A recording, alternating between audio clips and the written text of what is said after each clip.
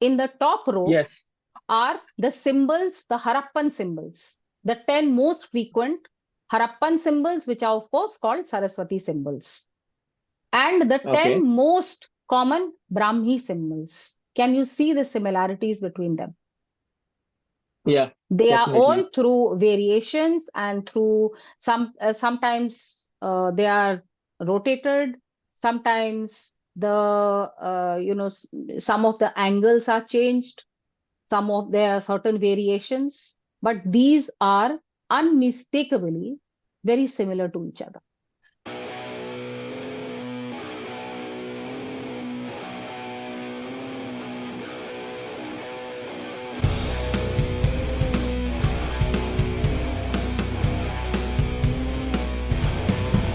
Hi, everyone. Welcome back to the WARC Indian History Podcast. I'm Utkarsh Mohan, coming to you from Singapore. Namaskar. This is Sumedha Ojha, Utkarsh's partner in this podcast, sitting in Switzerland, but very much Indian. So, if you were watching the previous episode and you're just starting to watch this, welcome. It's the continuation. For those of you who are watching this afresh, let me tell you what this is about. This is about connecting two major, apparently different, but really not different aspects of Indian history, of Indian culture, which is the Indus Valley, the Harappan civilization, and the Sindhu Saraswati civilization, right? And what we talked in the previous episode were the evidence, what we know, why we know that even though these two were considered separate, and the reasons they were considered separate due to, let's just call it colonial agendas 100 years ago. In reality, there is some mounting evidence to suggest that they're not separate. You can see the previous episode for this. In this episode, we will get into all the topics we couldn't in the last episode because it's a very rich topic. And I just wanted to just literally kick off into that without much of a prelude. There were two questions that I had, and then we will get into viewer questions as well.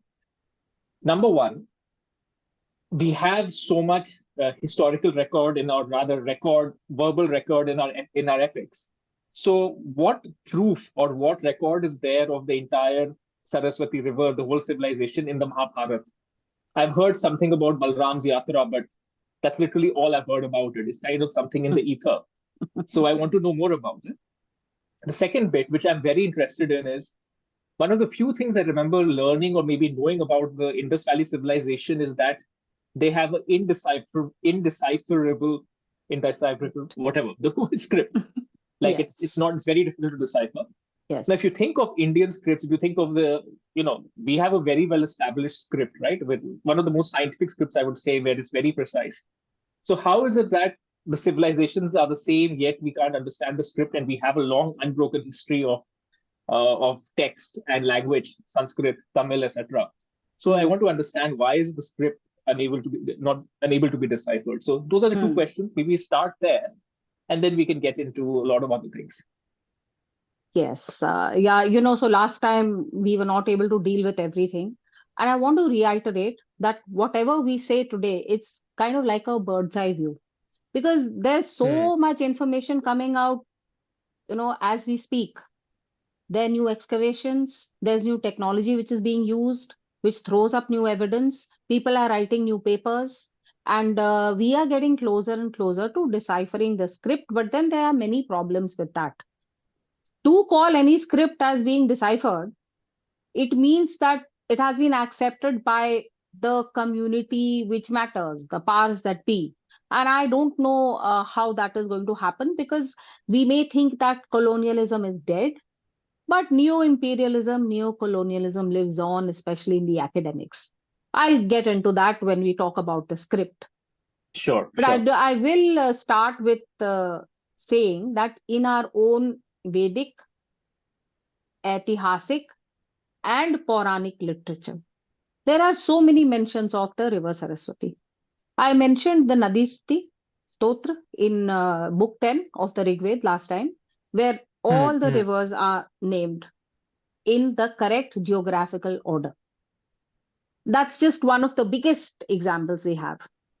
Now, when you say in the correct geographical order, Yeah, so for Do somebody you who's mean that it standing, can literally be compared versus the current archaeological slash geological evidence? Like yes, this is yes, what, is it yes, accurate yes. versus that? Okay, Exactly, exactly. okay. And it's somebody who is standing, let's say, in the eastern part of India. Let's Hmm. take it as an eastern aerial view. So then this one, then this one, then this one, then this one, something like that. So Okay. it is an exact match, not a rough match, it's an exact match. So that is the Hmm. Nadi Stuti. And Okay.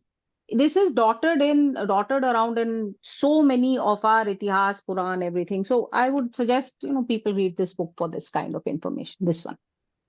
I've mentioned Okay. The this book Lost to you River. before, The Lost River. I've mentioned this book a number of times because it is an amazing standard setting book. So for those of you who are just listening to this, just show me the book again. I'll just read it out. The Lost River, Yeah. and the author's name is Michael Michelle. Denino. Sorry, Michel Michelle Denino. Denino. Yeah. Denino. Okay. All right. So that gives you a lot of information about where things are dotted around. And there are many monographs that people have written. Again, anyone who contacts me, I'll send you a whole bunch of those monographs. And you can go into detail about what's mentioned when the Saraswati is mentioned. But our Itihas, that is the Mahabharata and the Ramayana, are a very special case. Everything that there is to know about Indic civilization, the Mahabharata claims that anything which exists is inside the Mahabharata. If it is not there, then it doesn't exist. So it's an encyclopedia of information about the Mm-hmm. Indic and Hindu civilization. So obviously, if such a claim has been made by the Mahabharata, you have to check whether these claims are correct or not. The Ramayana does not actually make this claim. It is the Mahabharata which makes this claim. So, if we want to look at the Saraswati in the Ramayana and the Mahabharata, I will do that. And it actually raises some very, very interesting questions. In our own chronology, the Ramayana comes before the Mahabharata. Yeah. And the Ramayana is of a yug, which is before the Mahabharata yug, right? Hmm. In the Ramayana, however, the mention of the Saraswati river is very minor. It is only described as a river which is crossed by some of the messengers or doots of Ayodhya when they are going to find Bharat. Remember, Bharat has gone to the north. He is from Hmm. Kekai. He has gone to visit his Nana, who is the Hmm. king of Kekai. Where is Kekai? It is in where you would say Kashmir is today. That is where it Okay. was. And where Hmm. did the doots start from? They started from Ayodhya. So Okay. basically, you are going from UP to Kashmir, Hmm. or near Kashmir. It's a little above that. So you're going to cross a lot of rivers. Saraswati is mentioned as one of the rivers which are crossed, and Saraswati is talked of as the daughter of Brahma, and her name is given as a different name. She is called Indumati. So there are many, many names which are used. Uh, uh, yes, Indumati. No, Ikshumati. She's called Ikshumati. This is as Hmm. far as the Ramayana goes. So, which is not very much. What are we to infer from this? This inference and this mystery I'll come back to right at the end. Hmm. When there is somebody who has asked a question about the Harappan civilization in the south, and I'm going to deal with the Hmm. Harappan civilization also in the east and in the center. So then I'm going Okay. to come back to it, and it is a mystery for which we need some new answers. Now we come to the Mahabharata. So the Mahabharata has the most detailed mapping of the Saraswati possible. How detailed is it? It is a geographical description of that entire river basin, starting from where it originates in the Shivaliks, which is called today, we call it Adi Badri. At that time, it was called Plaksha Pravan. That was the name of the place. It is in the Shivalik hills. So from there, it traverses the entire plain of whatever we see the northern and central part of India, and then it falls, we know very well, into the run of Kutch near Dwarka, Bet Dwarka, which is called Prabhas Patan. So this is a precise geographical mapping of that river basin. What kind of information does it have? It has information regarding the places the settlements on the river, on the south bank and on the north bank, along some of the tributaries, such as the Drishtadvati. It also has information on the river water flow. Is it a strong flow? Is it almost dead? Is it just underground wells? Has it become like a lake? All this information is there. Along with it, who are the people who live in these settlements and cities? The names of those places are given. What do they do? What kind of vegetation is there? What kind of animals live around over there? What kind of activities are carried out over there? Everything is there. You cannot get a more precise map from every point of view of the Saraswati River. It is clear from this that the Saraswati River at that time was not the huge gushing force full of waters which used to empty itself into the Arabian Sea. It is Okay. so, we talked about the disappearing of the Saraswati last time, and we talked about the tectonic shifts. And what probably happened was that the Satluj and the Yamuna shifted their channels, and therefore the amount of water in the Saraswati was it became very, very much less. Therefore, in some parts, it was lost. This is the time at which probably the Mahabharata has been written. This is where we are during the time that the Saraswati is described. And trying to ask a question without asking a question. So geologically, when is that? But by asking that question, it is automatically asking a question about Mahabharata timing. But geologically, when did the Saraswati start? No, so that is a bit of a difficult question to answer. 1900 BCE is roughly seen as the time around which the Saraswati started to change. But when we are talking about thousands of years, it's very, very difficult to say that was 1900 BCE the time when it completely disappeared? Was it the time when it partly disappeared? So this, a very exact answer to this question, Utkarsh, awaits a little more analysis of the paleo channels of the Saraswati. Because yes, it will have an impact on the dating of the Rig Veda, on the dating of the Mahabharata, on all these things. So a lot of work is still being done, and we will probably get very, very precise answers, because I'm going to tell you about how things have changed in terms of the geographic mapping of what is written in our Itihas, Quran, and in the Vedic corpus. I'm going to give you some very specific examples, quoting from books and monographs, about how improvement in technology and a kind of better understanding of our own scriptures leads to some mysteries being resolved. Now, you also must ask, why is this description of Saraswati given? That is because Balram, who is the elder brother of Sri Krishna, he decides not to take part in the Mahabharata war, because Duryodhan is his favorite. And he doesn't want the Kauravas and Pandavas to fight, and he certainly doesn't want that the Yadavas should intervene in favor of the Pandavas. Because Duryodhan was his very great favorite. He is said to have been the teacher of Duryodhan as well as Bhim in their Gada Yudh. They were both experts in Gada Yudh. A Gada is a mace. You know what a Gada is? Very familiar. Very familiar. Yes. Oh, of course, you would be. Yeah, you would be. If there's one thing I'm familiar with, it is the Ramayana and Mahabharata the weapons. To some extent. Yeah, and the weapons that were used. Yeah. So they were both his own shishyas, and anyway, he was very unhappy with this fight, but he could not do anything to stop it. So he decided to just take himself away. He would not contribute either to this party or that party. So he decided to go on a Tirth Yatra. This Tirth Yatra, however, is mentioned tangentially in some other parv of the Mahabharata. The Mahabharata is divided into 18 parvas or sections, and they describe different things that happen. So the Shalya parv is, I think it's almost at the end. After this, there are only 3 or 4 more parvas. This is at the end of the Mahabharata war. when almost all the heroes of both sides have been killed and the Pandavas have the upper hand, and Duryodhan, who is facing defeat, has run away and he is hiding himself in a lake.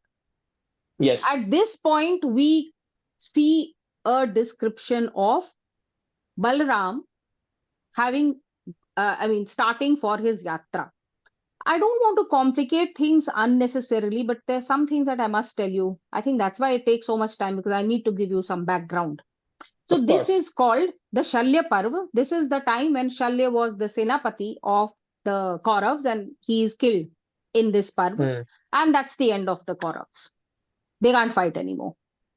In this Shalya Parv, there's another sub Parv and another sub Parv. Then the third one is called Tirth Yatra Parv. This is the one where Balram's Tirth Yatra is described in this detail that I have just So mentioned to you. I'm assuming he would have left before the battle.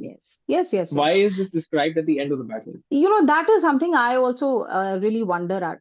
But there is some logic to this, which I think it escapes me. But since I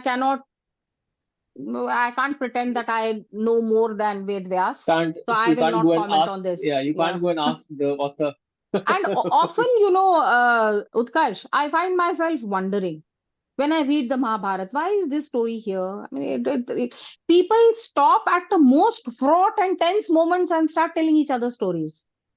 So I wonder why they do that. One, of course, is that this story within a story is a very Indian invention. The other is perhaps that these were stories which were meant to be orally, told to people over many days, weeks, etc. This Parayan used to happen for This a was long the time. equivalent of your Netflix binging, where you wait for the next. Yes. So maybe, it was to build up the tension, because, Suspense. when we hear about Balram going for his yatra, when we have left Duryodhan cowering in that lake, and Bhim is saying that, okay, I am going to go there and I am going to fight with him. So at this moment, when you want that arch villain, Duryodhan, to be killed, you suddenly start going somewhere else. So it's a storytelling technique, is what you're trying to It's say. probably a storytelling technique, but I also find myself a little puzzled at times. But I am not. I am no one to question Ved Vyas.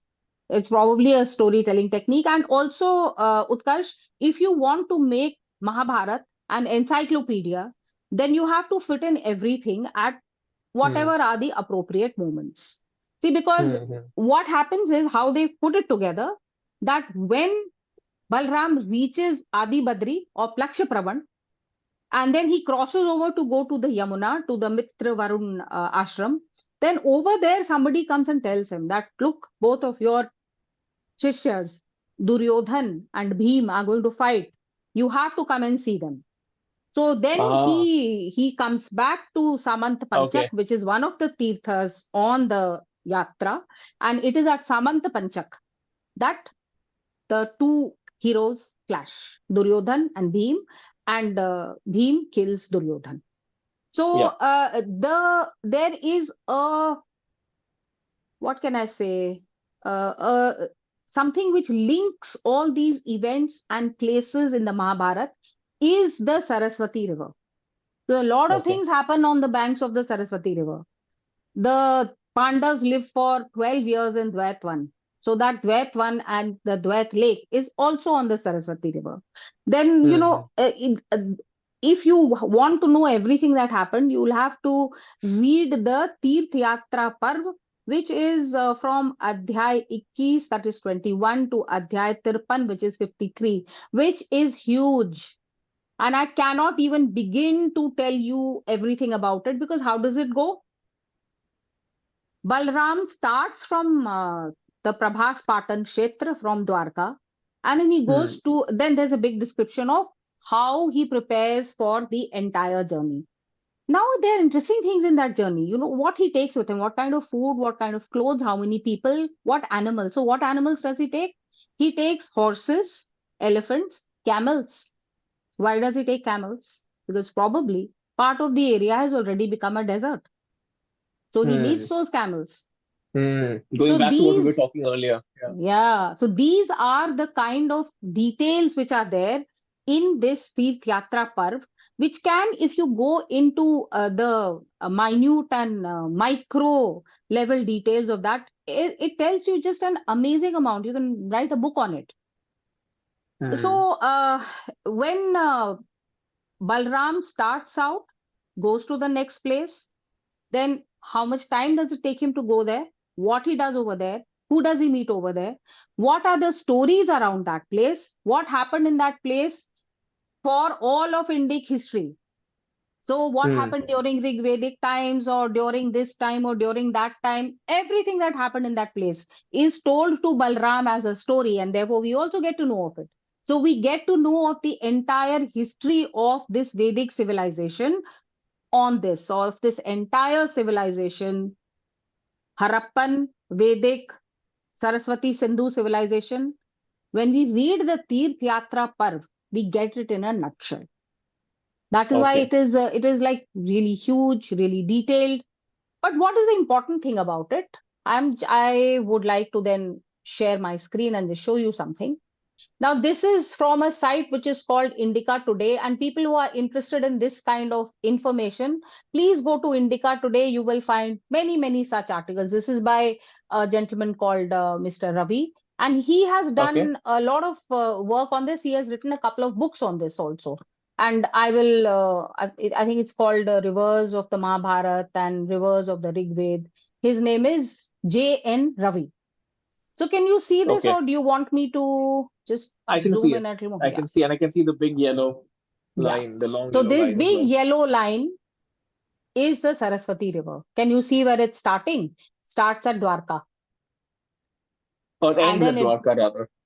well, the river ends at Dwarka, but Balram starts at Dwarka. Ah, okay, okay, got it. Yeah. So Balram starts at Dwarka, and then, this is the path which he takes.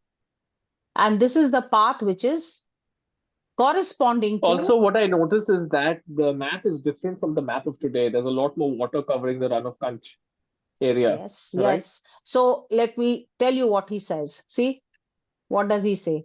Gujarat area approximations based on bathymetric studies. Saraswati Okay. drainage system indicated approximations based on previous studies. So that's a very good thing that you noticed. And that's something which he has done. So this is the Mm-hmm. way in which the whole thing is mapped out. And let me tell you, these are the names.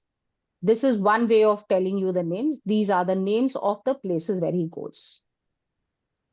See, from Dwarka, he goes to Prabhas Patan Kshetra. Then Hmm. there are so many of these places. Just look at number 5. That is Vinashan. Vinashan is very Okay. important. I'll tell you why before. But let me tell you a little bit about some of these, not much. But look Okay. at this Garga Srota. So why is it called Garga Srota? Because there is someone called Vriddha Garg. Who is Vriddha Garg? He is one of the doyens of Jyotish.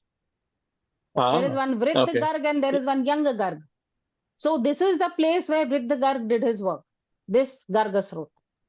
Dvait is the place that Dvait won and the Dvait lake where the Pandavas lived for Hmm. 12 years.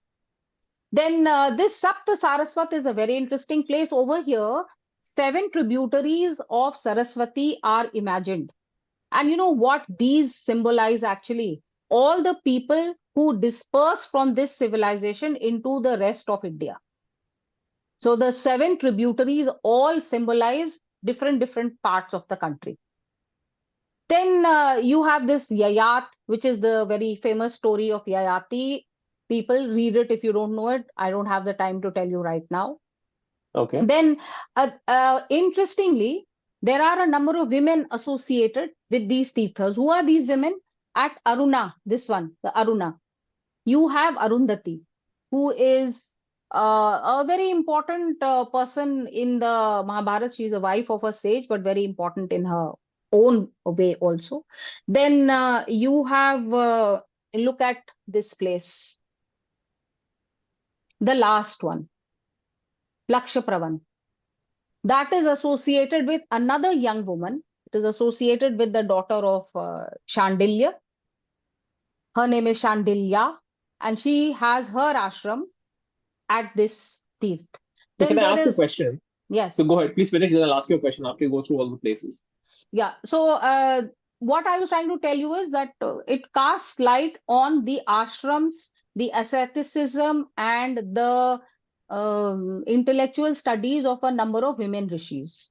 So, one Okay. is the daughter of Kuni Garg, one is the daughter of Shandilya, then there is someone who's called Sravati. She wanted to marry Indra, and after a very, very long story, she did marry Indra. So, she's associated with the Indra Tirtha. So these are women who are associated with this. All of Hmm. them are also associated with places where very important things have happened. One of these, for example, Brahma actually created the entire world. So you have stories, like I told you, which tell you all about uh, the history of this place. I want Hmm. to give one little example of something which has survived. So, at this place called Aruna, there is the story of a king called Prithudak. And surprisingly enough, in the 9th century, we find an inscription of the current Gurjara Pratihara king, which mentions that there was a king called Prithudak who used to be the king over here. So, you see, this Okay. is one instance of a text being corroborated by an inscription. And Okay. this is along the Saraswati River. So I have a lot more to say, but I'll wait for your question right now. You partially started answering my question with that anecdote, which is you have all of these places mentioned in the Mahabharata. Hmm. Uh, what physical evidence exists of these places? And I guess you Hmm. started off with that inscription. Is there anything else? Yeah. I mean, or are So you? Hmm. no, I want to answer this because see what happens now. Let's look at Adi Badri. So what is Adi Badri today? We know that place. I'm just stopping this. I think we've taken a look at it and we've taken Yeah, yeah, a description yeah. of the I'm map sure so we folks. can get back. Yeah, yeah. Yeah. Yeah. Yes. So how do we, in fact, what you're asking me is, how do we map these places to modern India, to what we are Correct. today, right? Yes. So for that, what do? We have to first start with the text. Then we have to look at the physical descriptions in that text. We have to Hmm. go to that area which we can recognize because there are always some descriptions given in the text normally about where it is. You go to that area, talk to the people over there, find out what they say about their local area, after which Hmm. you try to map what is written in the text with today. Earlier it was more rough and ready, but today Hmm. you have satellites, you have other kinds of remote sensing, you have all kinds of studies of the river basins, you have studies of paleo channels, then you start mapping these together. I'm going to give you the example of Plaksha Pravan. So Plaksha Pravan is identified with Adi Badri. All these are actually mapped on the modern map of India, Utkarsh. So that is Hmm. also something which I can send people who want it because this has been mapped. And all these places, you can say where they are. You know where they are. I had given you Hmm. the example of that place where people had a Saraswati temple, and later, through studies, remote sensing studies, they found a paleo channel of Saraswati over there. So all these things come together. So in the Shivaliks, near where we have the Strot of Ganga, there is a place which is called Adi Badri, which tradition associates with the Saraswati River. So you go to that place and you see what is the description of that place, where is it, and then you try to corroborate it with what is written in the text. The Hmm. text also says that this is the place Plaksha Pravan where the Saraswati originated. There is a place where there are signs of a river originating. Today it becomes much easier, because you can do paleo mapping. So Hmm. through paleo mapping, you know that yes, this is where Saraswati originated. Today, it is called Adi Badri. In the Mahabharata, it is called Plaksha Pravan. So you know Hmm. that Plaksha Pravan is Adi Badri. So this is not an easy task. It's not like this. It actually needs a great deal of work, a great deal of understanding. So you have to be so multidisciplinary. First, you have to understand Sanskrit, number one. And you have to know how to understand the Mahabharata, which is also not easy. I mean, you can't Hmm. read it like the Sheldon Pollocks of the world. You have to read it like somebody who knows his Shastras. After that, you have to know perhaps a lot of geography. You may need to know about all kinds of riverine studies, how to use satellites, remote sensing data. And if anybody is interested, there are some people who actually nowadays just do this kind of digital archaeology. And there is a very nice talk. I'll try to link to it if I can. One of these people actually lists out all the modern methods of getting to data which you did not have earlier and how they are helping us to find out and to corroborate things written in the texts. Okay. So using all these methods, this entire Tirth Yatra of Balram has been mapped.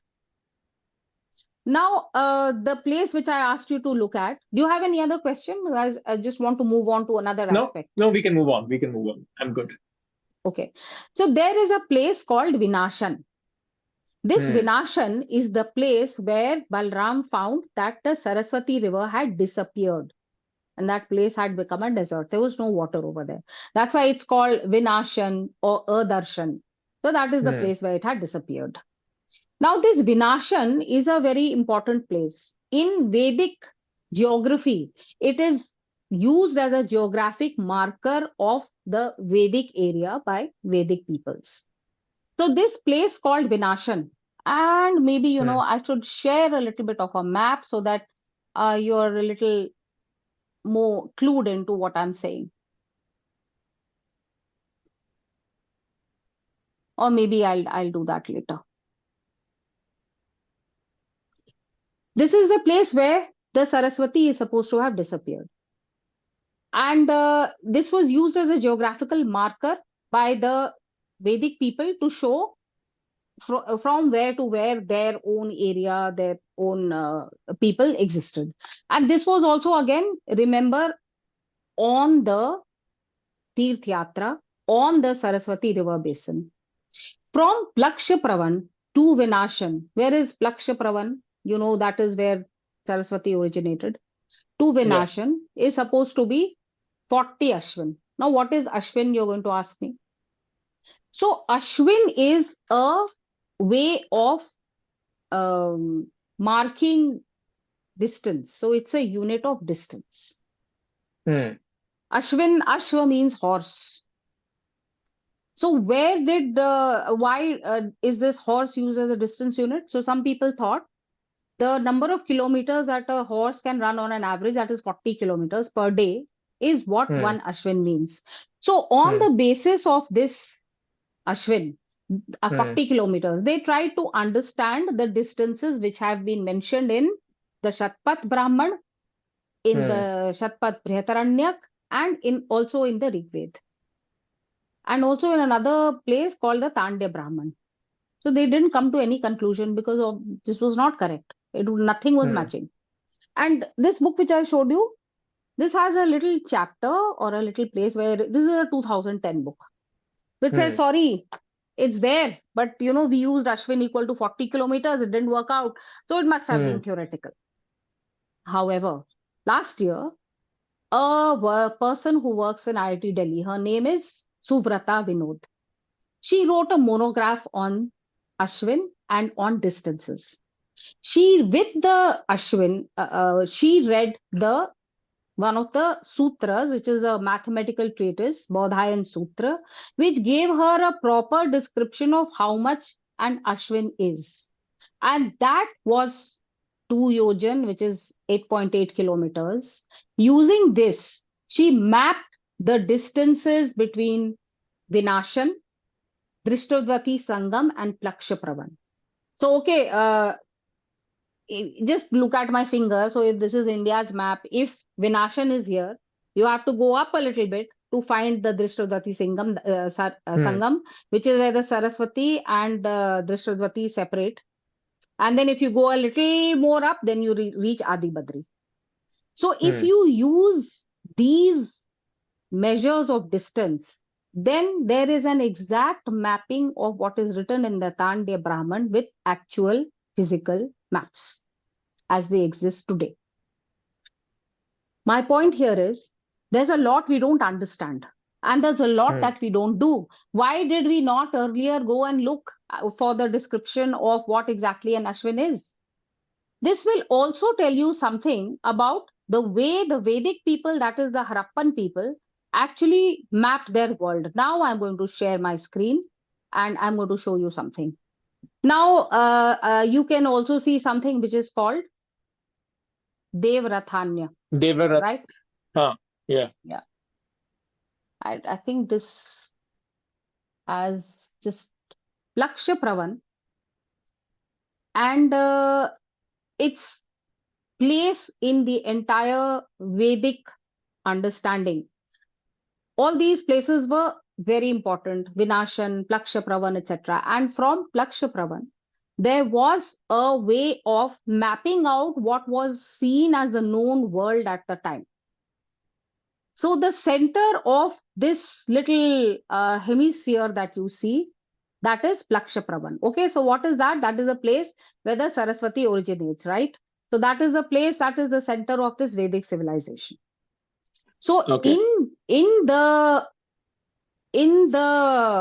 descriptions of this whole world in some of the scriptures, and I don't want to tell you the names of all of them because I think it becomes a little confusing, but just remember that it is in the Brahmans, in the Vedic Sanhitas, etc. So this is in the Shatpat Brahman. If you have 32 Devrathanya. Now, what is Devrathanya? Devrathanya is another measure of distance. It is the distance traveled by the sun in one day. If a person who is an average height of 5 feet 8 is looking at the sun from the earth. And all this is described in the Rig Veda and in the Brahman. Okay, so this is a way of distance units using the curvature of the earth. If you Interesting. so this has been calculated, as you can say, 32 Devrathanya will be 300 kilometers. If you take Plakshapravan as a center and you make a little half circle, so you then get what is described as Madhya Desh. Okay, so that is the center of the Vedic world at the time. If you make it as 64, this is, a dialogue between two people. Somebody is challenging somebody else to tell them, do you know what the world looks like? Do you know what is the distance of the world? And because that person's son has actually gone on a sea journey. So if you have another 64 Devrathanya, 600 kilometers beyond that, where do you reach? You reach Dwarka. So you reach the coast of the Vedic or the Harappan world. And if you want to go 128 Devrathanya outside beyond that, then where do you reach? You reach Oman. And what do we have in Oman? We have ancient civilizations where we have found remains of Harappan, that is Saraswati Sindhu seals, and we have trade with Saraswati Sindhu, and we have found a lot of interaction between these two. So this is a Vedic description of a Harappan trade route. Am I making sense here, Utkarsh, or do you have a question? Absolutely. So who did they say were living in Oman at the time of the So Mahabharata? in the Mahabharata, I don't think there's any description. This is not from the Mahabharata. This is from the Rig Veda. Okay. This is from the Rig Veda. I know. Yeah, I And know. they did not, he was just explaining to a person who was asking him, what is the extent of the known world? Over there, there is not any mention of who is living over there. Okay. Of course, but at the time, it is supposed to be over here, Dilmun and Magan, and the Harappans are called the Meluhans. There is one inscription, very old inscription, which says this. So this place where the red arrow ends, that is Magan. Okay. And beyond that, Mesopotamia is Dilmun. And these are the proto-historic, very ancient names because this has been found in millennia old inscription. So this is Dilmun, Magan, and Meluha. This is how they probably knew each other. Okay.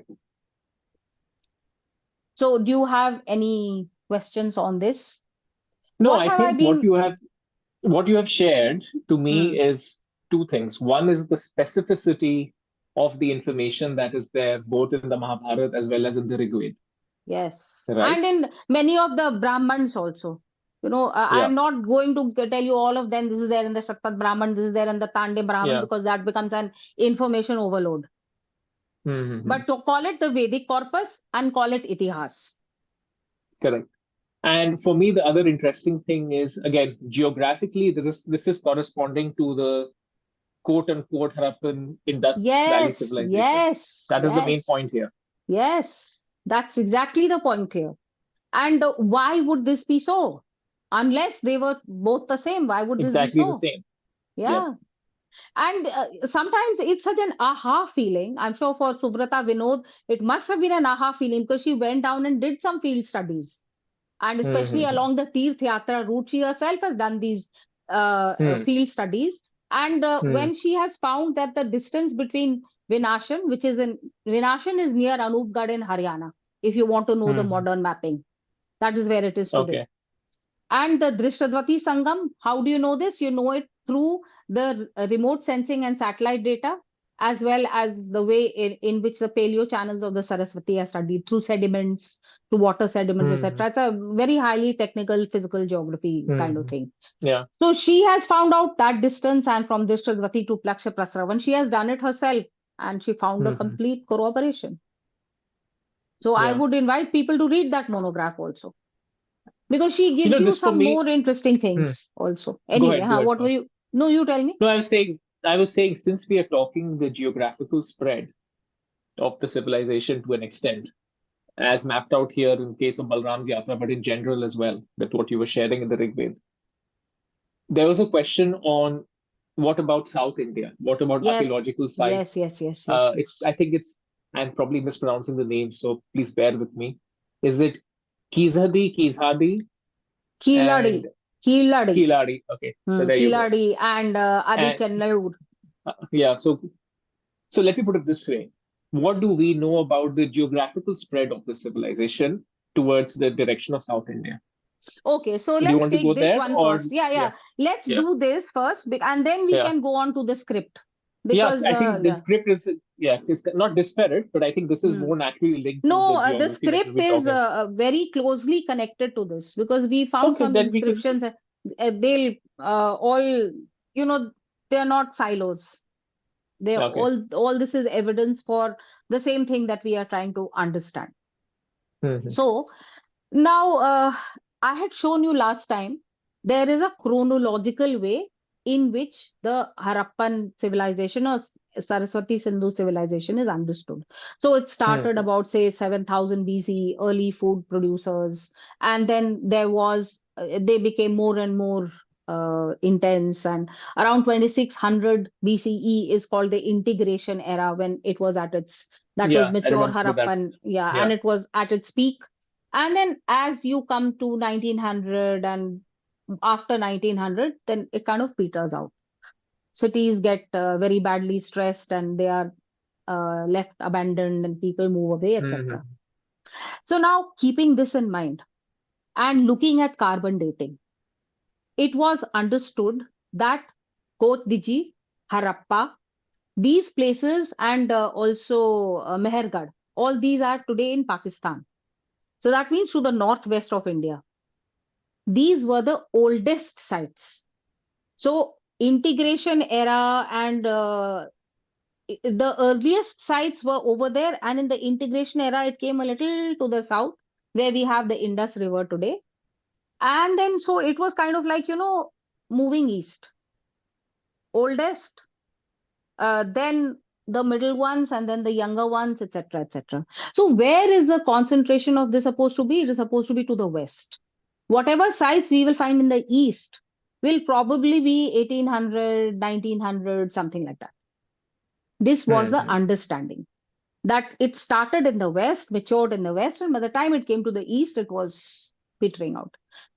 This so in the beginning, say till the 80s, 70s, maybe 70s, I'll say it worked out pretty well. But then after that, we started getting many new and exciting discoveries of earlier unknown sites. So we have these big ones such as Rakhi Kadi. What was the problem with this? That the dates didn't match. So you wanted the eastern ones to be younger than the western ones, but they didn't match. So you have a site called Bhirana, which is as old as Mehergarh. And what is Mehergarh? Mehergarh is the oldest one. So how come Bhirana, which is in India to the eastern side, how come it is older?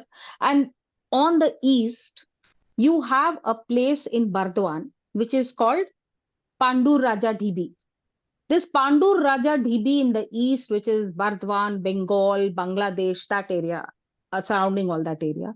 Now, this turns out to be 4,000 years old. So, where does that take you? It takes you to mature Harappan.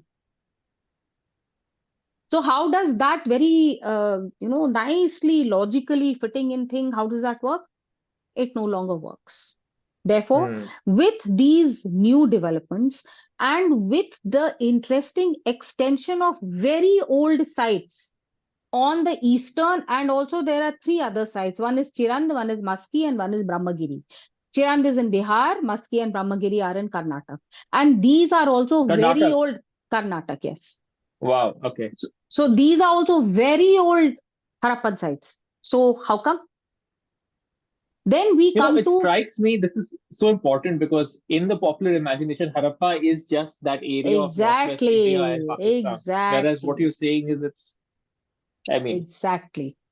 So now we'll also deal with the question that somebody had asked about what about Adi Chennallur and what about the south?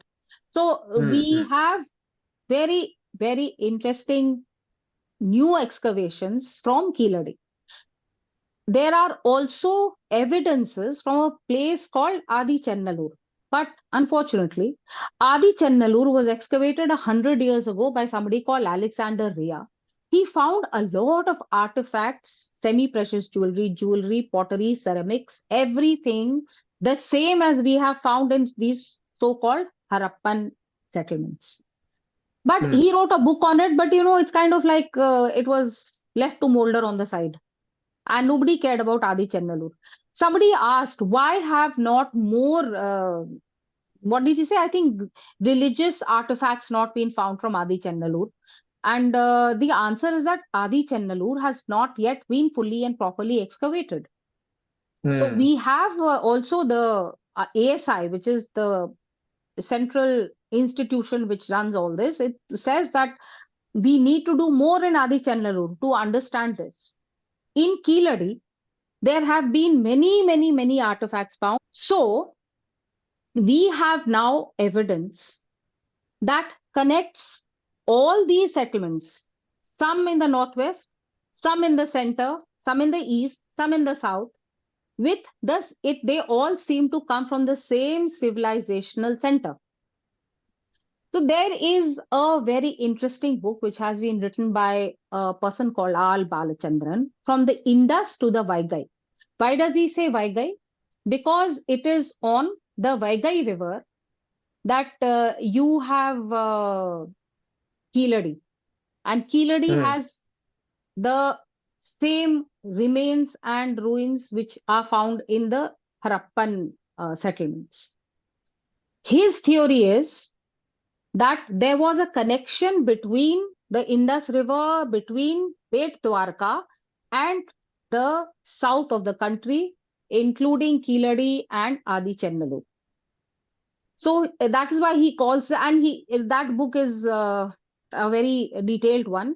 He talks about language, he talks about symbols, he talks about ways of living, concepts, and he says how these are so similar between the Indus, that is in Gujarat, and Tamil Nadu. So he draws a connection between Gujarat and Tamil Nadu.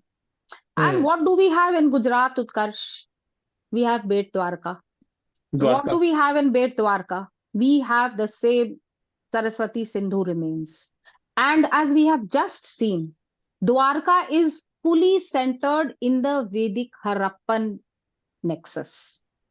So if there is somebody who has drawn this very great correspondence between Pt2, Dwarka, Gujarat, and Keeladi and the south, and we know the connections that it has with the rest of Vedic Harappan civilization, can we now see a kind of unity in the entire subcontinent arising? Yeah, definitely. So, as far as the more excavations in the south of India are concerned, this is a work in progress.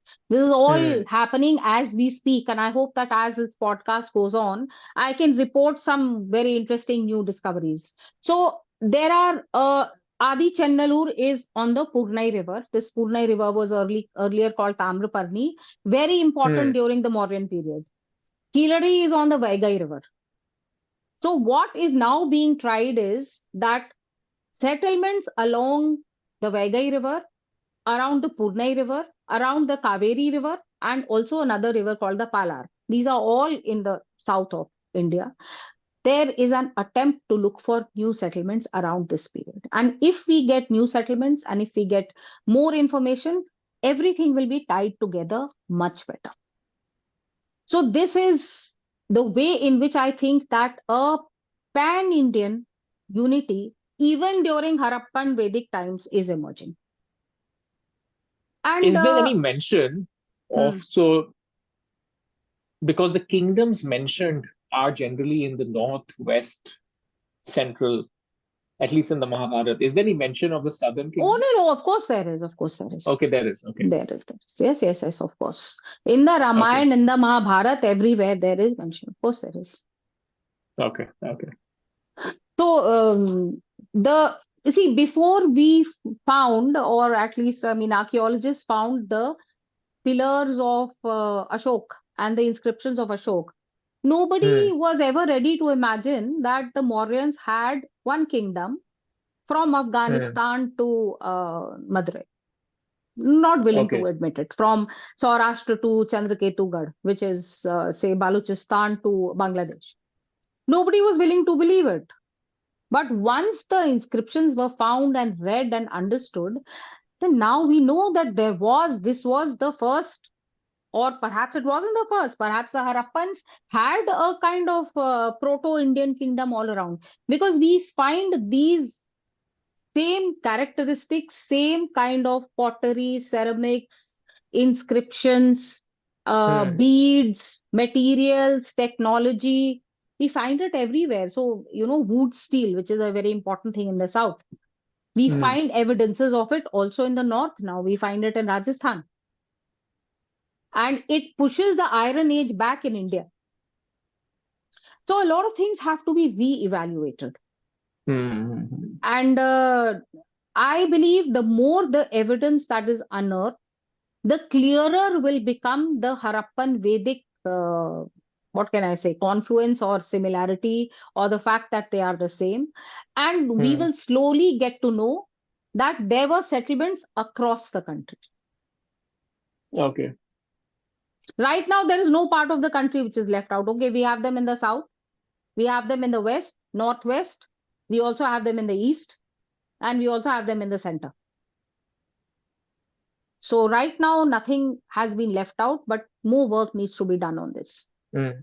I think the thing that I'm garnering from all of this is the history that, say, I am familiar with, or someone or Indian of my generation is basically a point in time understanding which is very much colored by the events of the past 100, 150 years. And So the it's just a evidence. process And the and the evidence evidence, at the right? time, although a lot of the evidence was also ignored, Utkarsh, it's both the. Exactly. It's like, as I said, it's colored, right? It's colored by That's the colored, yeah. uh, not to say that every point in time, any point of time you're in, you're always colored by cultural things and bias. Hmm. But I think this has had a particularly negative impact for this part of the world. So it's good. And It's just a the general. Utkarsh, we have become a little more sensitive to colonialism, neo-imperialism, Hmm. racism, and whites are superior kind of narrative. We've become a little more sensitive to it. At that time, they were not sensitive to it. They thought this was the truth. So we are Hmm. right. So when we go on to, I know what your next question is going to be. This kind of blind, kind of ignoring anything which does not fit into your own narrative is so Yeah, very clear. yeah. It is. It is. It's basically assuming that the narrative is truth, and if some evidence does not match that assumed truth, ignore it, Yeah, ignore it. assume it is corrupted data or something. No, Utkarsh, don't deal with it. Yeah. Don't bother your pretty little head about that data at all. That was the idea. Hmm. And Yeah. when you ignore things, then they're lost, no? They're completely lost. So, Hmm. is it that I am reading the Mahabharata for the first time today? No. So, 100 years ago, why was this ignored? Hmm. And I tell you Yeah. another thing. There is a whole dislike for calling the Saraswati the Saraswati. Now, with the kind of actual hard scientific evidence that we have, you cannot ignore the Saraswati. But earlier, what was it said? No, Saraswati was a river which was there in Afghanistan. And when the Okay. Aryans were invading, they kind of crossed that river in Afghanistan and got very excited about it. So they kept on writing. Hmm. It's not a river which is there in any part of India at all. Even now, when many of these scholars will write about the Saraswati, they will call it the Ghaggar Hakra. The Ghaggar Hakra is how it is addressed, that area today. They will not call it the Saraswati. I have not mentioned J.M. Kenoyer as yet, but I have been relying a lot on his work. He's one of the foremost scholars of this Saraswati Sindhu civilization. And on the whole, he tries very hard to be unbiased. I will give him that much. Do you watch any of Hmm. his shows? It's as if using the word Saraswati or using the word Hindu, he cannot bring himself to do it. He does not use it. He cannot use it. So there are some very famous seals in the from Harappa. There's one in which there's a figure who we would recognize immediately as Shivji sitting in a Hmm. meditation posture. So he says, yes, this is very close to what some later meditative figures in the Indian subcontinent have been seen as. And what example does he give? He shows us Gautam Buddha. When it is obviously Shivji, he shows us Gautam Buddha. Is it because you think he is aware? Just Of doesn't course, want he's to. aware. Utkarsh, there is This is deliberate. this. It's something which has been kind of, pushed into them. If you say Hindu, if you say Saraswati, this is just the feeding into the wild dreams or the rabid nationalism of a group of people. So don't do it. Even if it's true, don't do it. Anyway, that is something that we have looked at so often. But the more I study these scholars, the more I watch what they say, it just feels so. It feels wrong because they are ignoring. Can you look at the Indian subcontinent and ignore Hindus? You can't. If you do it, you only look stupid. Well, I won't. I will withdraw that word because I respect Mr. Kenoyer a lot, so maybe I'll withdraw that word. But certainly there is something stopping him Hmm. from using these Hmm. words. But not to worry. Hmm. There are a lot of people now. The only thing that is happening, Utkarsh, is that there are little bits of work. So right now, to build a larger picture, there are lots of puzzle Hmm. pieces which have to be put in. But Hmm. it will happen. Yeah, I'm sure it's just a matter of time. Good. I am just going to also play timekeeper. So Hmm. I think this is a good time to get into the script. Yes, And yes, I think let's we do will that. just about have enough time to talk about it properly because I think we are close to an hour in, if not mistaken already. Yeah. We are already close to 1 hour. Yes, I think so. So that is actually rather tough because there's so much that I want to tell you, but okay, let's see. No, I think we can do another 30 minutes. So it should be okay. We're not at an hour. We're close to an hour. I can't tell exactly. We can go ahead. Okay, okay. So Utkarsh, the question you had asked me, which was a very common one, that if we are in the same subcontinent and we have so many scripts today, Nagari to Tamil to Granth to so many, so how come the Indus script disappeared and we can't read it right now? This is a very, very valid question.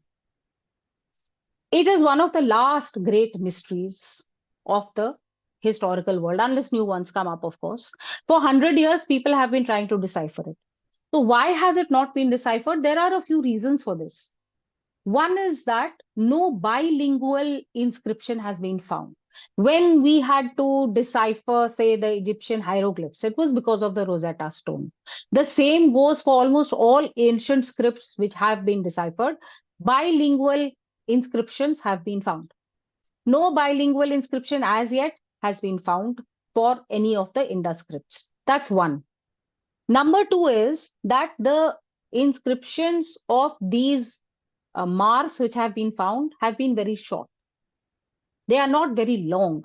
They are not like manuscripts, or they are not like paragraphs upon paragraphs. They are very short. The longest one which has been found has been, I think it's the one from Lothal. And even that would be about, say, 20 characters. Otherwise, there's mostly 2, 4, 6, something like that. So long inscriptions have not been found. That makes it that much more difficult to decipher the script. What are the other reasons is perhaps that, if you lose you have to look in the right place. There is a very interesting, cute little story about someone who lost his ring and he was looking for it under the lamp. So somebody asked him, where did you lose it? He said, I lost it somewhere next to the road where it was very dark. But I couldn't see anything over there, so I came here to look at it. Is he ever going to find his ring? Never. Because he is not looking for it where he lost it. So that problem, and what is the problem? That they do not want to connect Harappa with the Vedic civilization. They want there to be a hard break between Harappa and Vedic civilization. So don't look in the direction of Indo-European languages, Sanskrit, anything that is related to the Vedic civilization, just ignore it. Try to connect it with Egyptian hieroglyphs, with Phoenician script, with Aramaic script, with Kharoshti script. Do not But look that's more in. of a, but aren't there Indians looking at it now? Right? Now, This is more of a, of hmm. course, of course. I'm telling you about the early 20th century. So it's been 100 years. And I'm telling you about the early 20th century. It's only in the past, say, maybe 20 years that Indians have really started doing a lot of good work on it. And I'll show you something which will explain a lot of things. So this is a gentleman who calls himself Yagya Devam. He does not call himself anything else. So we will also refer to him by that. You can see another name over there, and that name is Steve Bonta. So Steve Bonta is another scholar who has been working on the Indus script. And just last year, he actually presented a very interesting paper in which he read Sanskrit in the Indus script. This is the same conclusion which has been reached by Yagya Devam. It is the same conclusion which has been reached by Subhash Kak.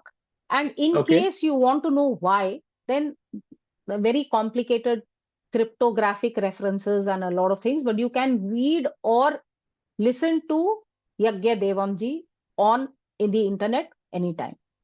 What is this that I want you to look at? This is the Indus script timeline. So the oldest ones are found in Balakot, Ravi. You see the dates, that is 4000 BCE. Then you find some in the mature phase, etc. Look at this anthropomorphic figure of 1800 BCE, very important. A scientist called Subhash Kak has made a very good analysis of it, apart from Sanjay Manjul also reading this as a Sanskrit inscription. And do you remember Sanjay Manjul Utkarsh? He's the one who found those Of chariots course at I do. Sinoli. Chariots, Yeah, Sonoli. yes, Of course. yes. So he has read it, and with some modification, Subhash Kak has also read it. Look at these other places which I mentioned, Vikram Kol, Bet Dwarka. Remember our episode on Bet Dwarka where I showed you those inscriptions? I just mentioned Adi Channalur. Yeah. And look at this word mixed. Mixed with what? So there we come to the crux of the matter. What is the theory put forward by all the scholars that I'm mentioning? That Indus script evolved into the Brahmi script. And Brahmi script is a well-known script, which is the mother of all South Asian, Southeast Asian scripts. It is the mother of Devanagari, it is the mother of Tamil, it is the mother of Grantha, it is the mother of Burmese scripts, Maybe of I have a Northeastern question. scripts. Hmm. maybe I have a question which is more of a technical question. Hmm.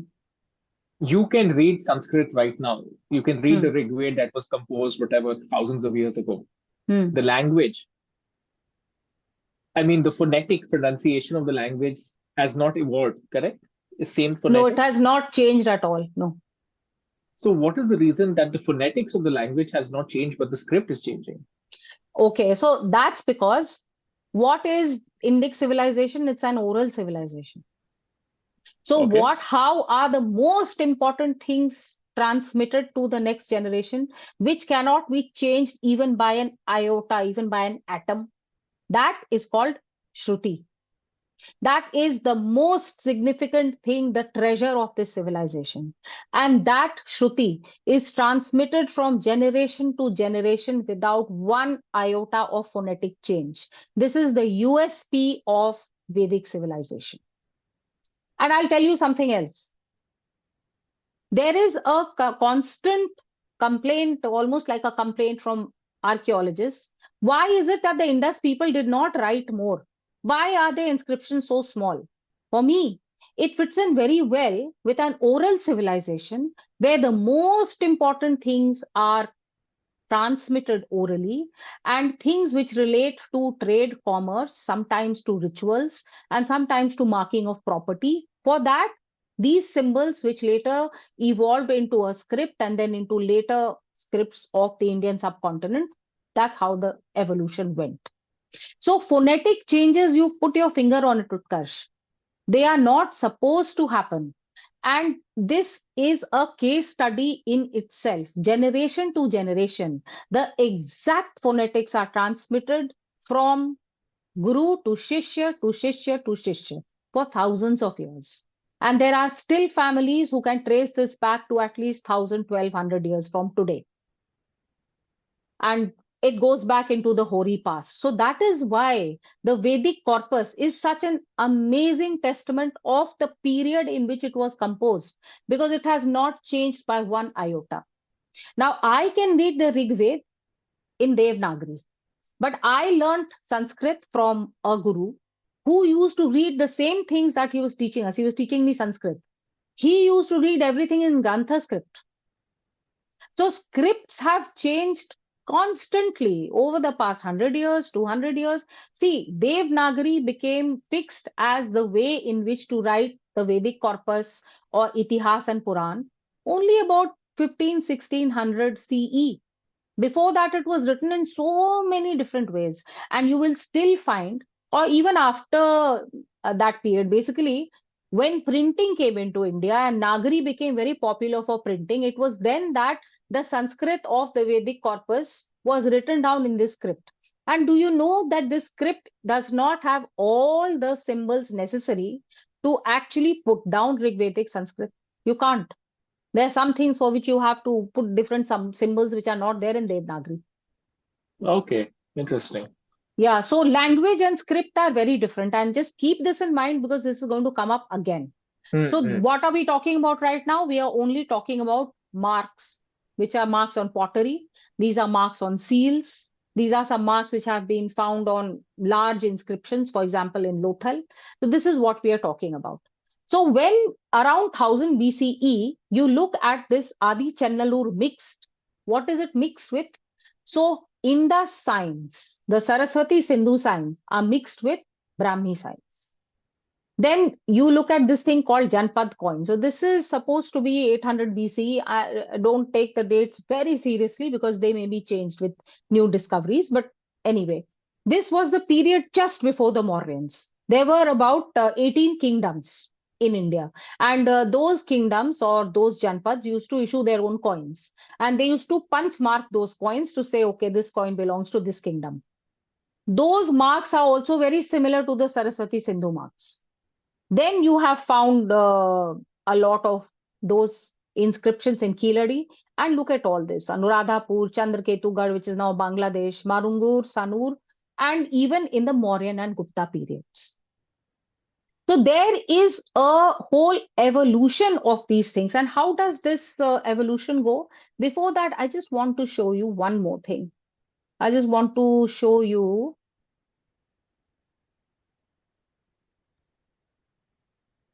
Are you going to show us how the script looks also, by the way? Yeah, of course. Look at this.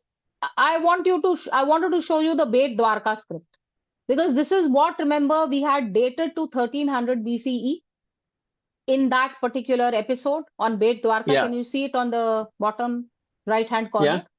yeah, Yeah. yeah. So that is 1300 BCE. So this was to give you an idea of the evolution. Now I am going to show you something else. So now I'm sure you're going to ask me that if you are saying that the Indus script evolved into the Brahmi script, then show me some similarities. Hmm. So I will now show you some similarities. Now this is work which has been done by Subhash Kak. He is actually a scientist who does a lot of work on this. So this is something I really wanted you to see. Should I increase the zoom? Can you see this? Yeah, I can see it. Go ahead. Yeah. Okay. So this is the connection, but this is Brahmi, okay? This one on the right side, and this is Devanagari, which you must recognize. What is the interesting part? If you rotate this the two circles which are facing outward, if they face inward, then it becomes the Brahmi. The same goes for Okay. So what is the theory? The theory is Also, you have that, some mantras which I'm noticing, which is a yeah, very I'll talk about matras also, yes. Because, this makes it clear that the Saraswati Sindhu or Indus script was a abugida. What's an abugida? Abugida is when you have consonants with vowels like k. K is what? K and or ki. What is ki? K and e. So you have vowels with consonants, or you have separate vowels e, u, and you have matras. So if all these three things are there, they are called Abugida scripts, and they are the most evolved scripts of all. Because there are other different types of scripts which are less evolved than the Abugida. So the the Indus script was Abugida. Brahmi is also Abugida, and obviously Devanagari or Tamil, all these are Abugida scripts. So you can see the connection between Brahmi and Devanagari. Now I will show you the connection between Indus and Brahmi. And where does this come from? I'll show you a figure which was found by the Manjuls. This. Can you see this figure? What does it have? It has the Varah, which is who is one of the Varah. This whole figure is the Varah. Yes. Okay, the big one outside. It is an anthropomorphic Varah. And what is inside it? Can you see? Can you see this one? This little figure inside it? Yeah. It is the Harappan so-called unicorn, which we are going to talk about sometime, the ek string, the one-horned animal of the Harappans. Okay. So what is this very important figure? This shows you how they come together. Indus and Brahmi. Indus and Vedic. So in this Varaha figure, which is part of what? Varaha is one of the 10 avatars of Vishnu. So very much in the Vedic Hindu tradition. What is inside the figure? A Harappan animal and certain inscriptions, Brahmi inscriptions. So therefore, this represents a bridge. This is what Subhash Kak says. It represents a bridge between these two phases of Indian culture. Idea of the unicorn, like I said, I'll speak about ek string, etc.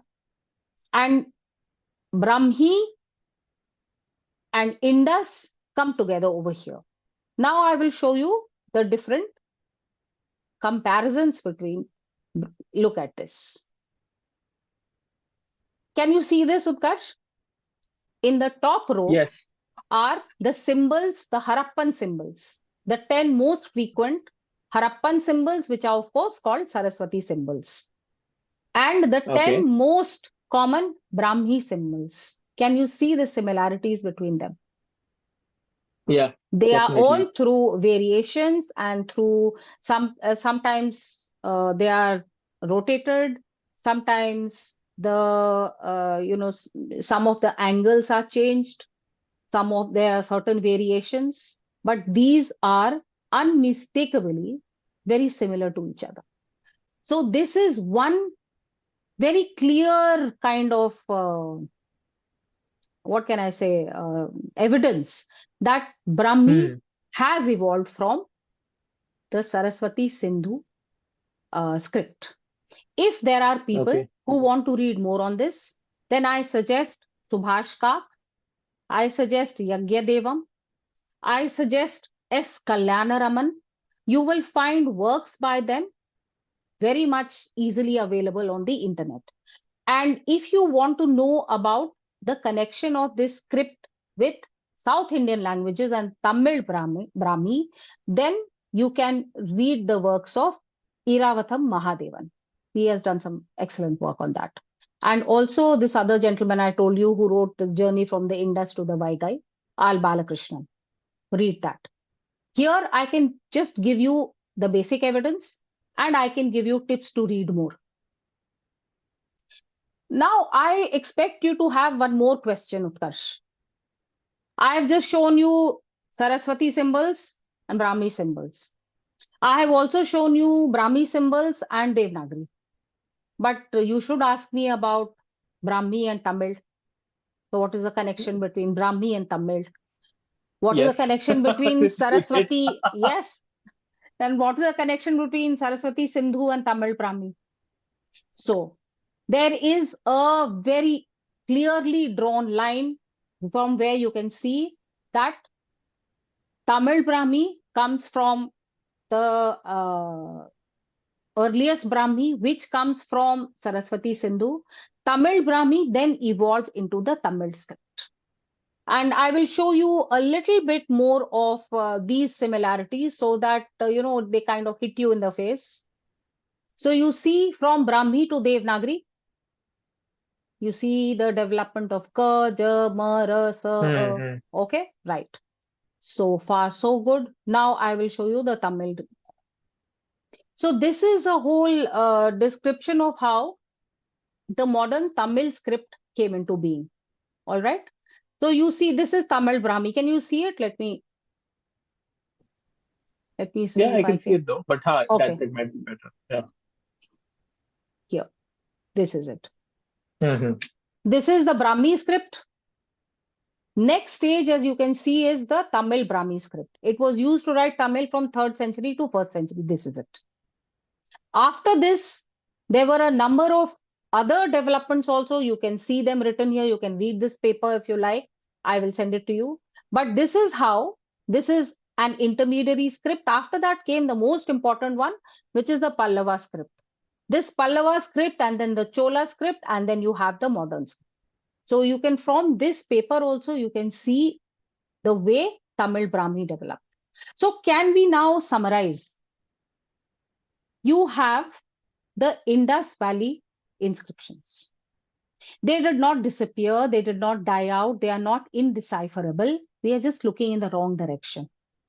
If you want to connect it to Kharoshthi and Aramaic and Phoenician, it's not going to work. For people who are interested in the mathematics and probabilities of this and the cryptographic angles of this, I really strongly recommend Yagyadevam's work. He looked at the Indus script as a cryptogram and solved it as such. And it has been solved in such a way that the probability of him being wrong is very low, because he says, if through this resolution, I am able to read the seals and able to read the inscriptions and arrive at actual meanings, which are connected to the culture and the physical surroundings of this part of the world, how can it be a coincidence? So one issue that is often raised by people is that what language was being written in this script? The examples that I have given you are those of Sanskrit, and I've shown you those examples, and I've mentioned examples of Tamil. The more people delve into this, the more the possibility that there was a whole gamut of languages being written in this script, just as it is today. Devanagari is the script for so many languages. Brahmi is the script for so many languages. So to say that this was just Sanskrit or just Tamil in my opinion, would not be correct. Evidence points to the fact that different languages, as spoken in different parts of the country, were written in the script, and therefore they also evolved in different ways. Because the kind of matra you wanted, the ways in which the materials you used for writing, all these things impact the script a lot. And it is because of this that scripts evolve differently. That is why Tamil Brahmi broke off from Brahmi, because it was to be, it had to be proper, suitable for the Tamil language. So, any questions? All this is a lot of information overload, isn't it, Utkarsh? No, it's a lot of information. I think the conclusions are still very clear. The linkage is there between the Indus Valley civilization and today's script. You just have to look in the correct direction. And it's true both for North Indian languages as well as South Indian languages. So, okay. Yep. Good. I think we have arrived at our time limit, though. I think it's been. I think we have actually answered all the questions that people raised, right? Yeah. Connections with the Ramayana and Mahabharata, connections with the South, and no, I think there's one question left about Shivji.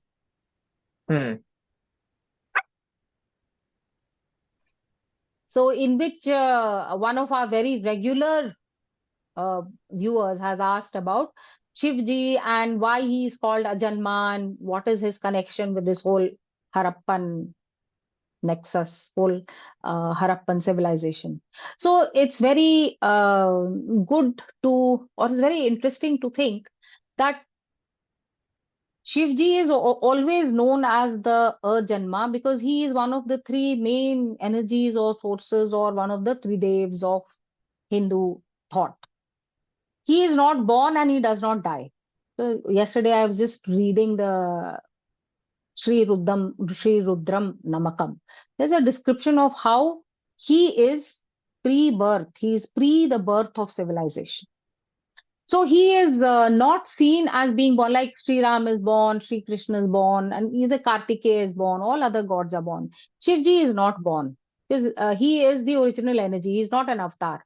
So the original Devta, the original one of the Trimurti, he is the one who is the destroyer. He is not born. His connections with the Harappan civilization are very, very deep because we have found many seals on which are figures which are very much like the proto-Shiv. The same position, the same animals all around him, the same yogic position. So obviously, there was a very strong presence of Shivji in the Harappan civilization. And from where that came is a mystery which I am not qualified to be able to solve. Because from where does the source of, where did Brahma, Vishnu and Mahesh come from? Difficult to say. But it is definitely true that Shivji is beyond birth, death, etc. He is a representation of cosmic energy. So his dance is the representation of the cosmic dance, perhaps of that which happens inside the nucleus. So you do know that the Shiva Tandav dance is in place of honor in front of sun, because it is supposed to represent the dance of creation which happens inside the nucleus. So these are very, very deep issues, and we hope to discuss more of them. But definitely, Shivji and the Harappan civilization, Saraswati Sindhu civilization, are very deeply connected. We have seen this from the inscriptions, seals, artifacts, symbols that have been found.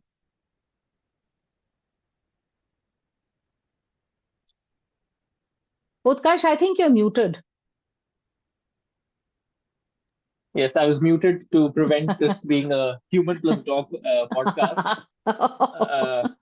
No, we welcome your dog sometime. We should see your dog sometime. Absolutely. Maybe next time. Yeah. So what I was saying is we'll put some images then of the representations of proto Shivji in the seals. Harappan. Yeah. We'll just attach them over here. That's all I was saying. Yeah. Yeah. Great. That is, I hope, ample not just food for thought. This is more than food. This is feast for thought. This is perhaps, Utkarsh, is it overeating? It's enough food for a week. All in Yeah. 2 hours. No, I'm very well aware that this is a topic on which there's a lot of complexity. It's very multidisciplinary. So sometimes I have to talk to you about physical geography, about remote sensing, then I have to jump to Sanskrit, then I have to jump to cryptography. So it's not easy to keep track of everything. I hope I have managed to be clear. If not, please ask questions. So, Utkarsh, you're the one best qualified to answer because you're the one that I've been speaking to. I hope that this has been somewhat clear, even if not perfectly clear. Please ask me questions, ask for references, I'll send them. Yeah, no, I've been very clear. I think uh, there is triangulation of evidence. There is clarifying certain things in terms of geographical spread, etc. So it's good. I mean, I definitely got a lot. And the thing I like about this podcast is it's a resource that you can refer to at any point in time. Like I Yes. find myself going back to old episodes if I want to figure out something about the math, or if I want to know more about the whole Aryan thing, right? That we did like in the Mm, beginning. So it's yes. a very good resource. So that's where I think that is the place of this particular piece of And we are content. going to drill down even more. I have mentioned a number of things to you today. Maybe, one day we just do the Saraswati Sindhu script decipherment. Just that, nothing else. So, because today we've talked about a lot of things, and I've just told you that it was done in this way. So, we can do just that. There's so many places where we can focus. So many of the things that have been mentioned just in passing. And Utkarsh, I don't want to give up on the Tirth Yatra. It is so interesting. I want to come back to it sometime. I have happily been doing a Tirth Yatra for the past week, reading the Tirth Yatra Parv. That's great. And I did not mention anything about the Saraswat Satra, which I really wanted to, but there's no time. So maybe some other time, some other For a future podcast. episode. Yes. Yeah. Yes. Good. Okay, so folks, as always, thank you for listening to us and joining. Let us know your questions. Thank you for the feedback. Thank you for also the support. I think we are edging in on 10,000 subscribers. So fingers crossed we get there sooner than you Yes, expect. please share. Please encourage people to subscribe to us. We need to get to 10,000. And of course, after that, we need to go much further, of course. Let's start there. Yeah. Okay, take care. Namaskar. And see you next time.